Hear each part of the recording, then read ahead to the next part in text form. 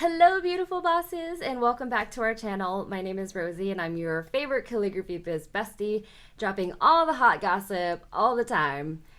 Okay, that was a little dramatic, but it's definitely giving me Gossip Girl vibes, and honestly, I kind of like it, so I might keep it. Today, I'm actually going to give you something different. I actually did an awesome Clubhouse interview with powerhouses Telisa from Roessein Art and Doris from Love Lettering. This is just an amazing conversation about how to actually pitch. And I know we talk about this a lot with the YouTube channel, but this conversation actually laid it down really easily in a step-by-step fashion, and it'll actually give you the confidence on how to pitch to your ideal client. So without further ado, I'm going to go ahead and play a couple clips from the Clubhouse interview with some cool engraving stuff over it.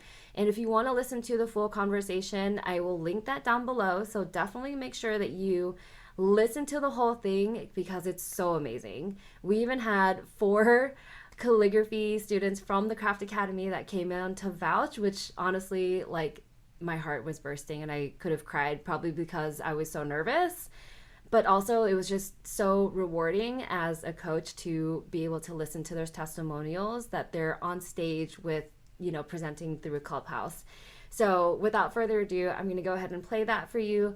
Please, if you haven't done so already, definitely subscribe and like and comment on the video and let me know what was the most impactful for you. I would love to know.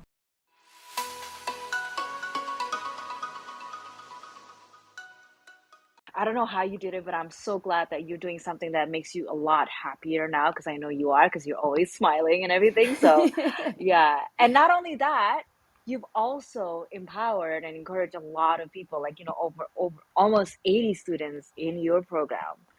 So that's just amazing that what you're doing right now. Oh, thank you. Oh, so we're gonna get to like the real meat of the topic today. So you started this program called the Craft Academy, and I know it's doing super successful because you have like almost 80 students in your program.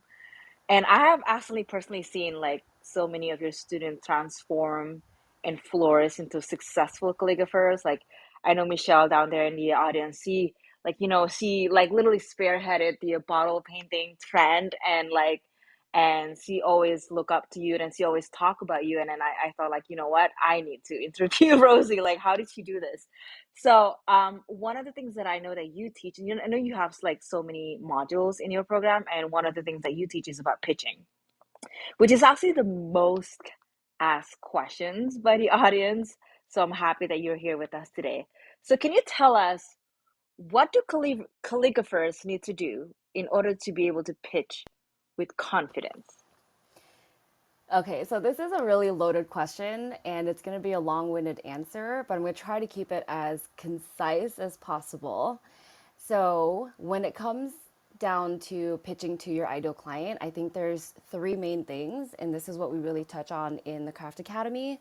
The first and most important thing that you would have to do is really build a cohesive brand. And I know that seems a little convoluted right now because you want to hear about like pitching and going to, brands and giving them your pitch deck and all this and that. But like it really starts with your foundation, which is your brand identity. And this contains your bigger meaning behind your business, your why, like your colors, your passions, and of course, your artistry. And I think at the end of the day, if you don't know what your brand represents, you don't have a compelling offer to sell to your clients. And when you think about what your brand represents, you'll want to start thinking like what gets you up in the morning? What's the purpose behind your business? Why are why is calligraphy changing your life and how can you change other people's lives and happiness with it? And I think if you can unlock that, you'll be able to sell your offer to pretty much anyone. The second thing is to identify your niche and your offer. And I know you're probably thinking like, duh, Rosie, like my niche is live events and brand activations, but it's really not as simple as that. Like your niche is live events, but what's the offer? What's the artistry that's behind that? What do you want to promote with these live events? Like there's so many things that you can do with a brand activation. You could be engraving, bottle painting, wood burning, doing digital illustrations, watercolor. And like pretty much you can turn any piece of art or any talent into a brand activation as long as you can get people engaged with what you're doing.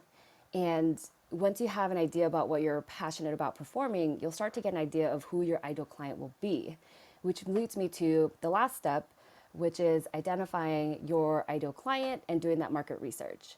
Now, you already know what your niche is and what your brand represents and now what you want to sell.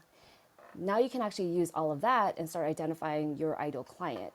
So you actually want to start thinking about these businesses and brands that can actually serve their clients. So like think about what you can actually do for your client who is serving their clients. So you're serving both parties here. So how can you customize your pitch so that you can fit in with their brand identity? And one example of that is if you're comparing different retailers, like let's just use Cartier and Neiman Marcus, for example. Cartier sells items that are in the thousands of dollars. Their cheapest item is like $1,100, and that's for a ring. Meanwhile, Neiman Marcus sells fragrances for maybe $50 starting for like a little sample size that can still be engraved, up into maybe $500 for a luxury perfume. So when you look at those and you're comparing those, Cartier, people go into Cartier no matter what. Like they're coming in to spend tens of thousands of dollars on jewelry. So these people they're not being brought into the store because of your calligraphy. They're getting brought into the store because they want the jewelry and they want to drop some money. What your job is in that point, if you were to sit in Cartier, is to create an experience for them while they're shopping, while they're waiting, while they're getting their jewelry packaged. Like you're there for entertainment. You're there for the client experience. Meanwhile, Neiman Marcus, if their fragrances are $50, that means their goal is sales. It means numbers.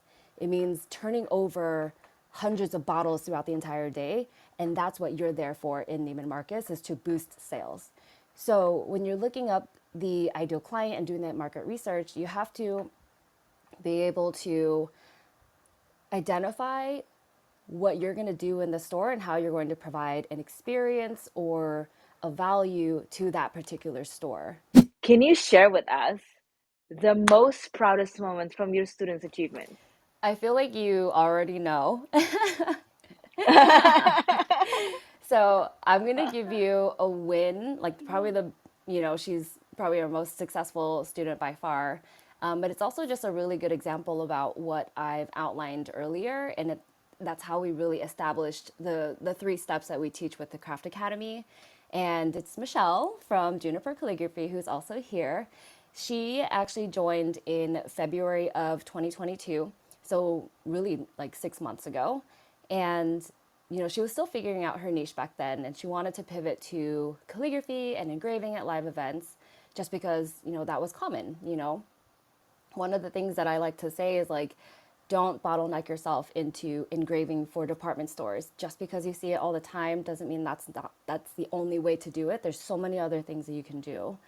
So, during this time when she first joined, she was foraging monstera leaves, she was doing wedding clients, engraving, making cards, doing logo designs, which if you look at her business right now, it's completely different from what she's doing right now, which just goes to show how far she's come so fast. And I think that just is a testament to having a mentor and having a program where you don't have to figure things out again and again. You don't have to reinvent the wheel every single time.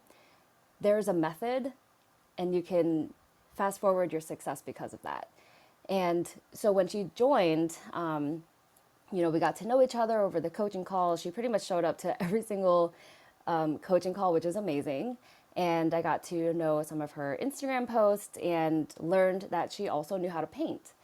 She never had really thought about turning it into an activation, but I convinced her during one of our coaching calls to learn bottle painting and to get familiar with some of the paints and develop her own techniques and things like that, because it is an up and coming trend, which obviously now we can all see. And together we packaged this into one amazing and compelling offer of bottle painting and engraving. So she combined her two favorite niches. We created her niche statement, we put together her brand deck, and we even practiced her elevator pitch on our coaching calls so that she didn't sound like a robot. She sounded like a human being trying to pitch her services and serve the client in a certain way.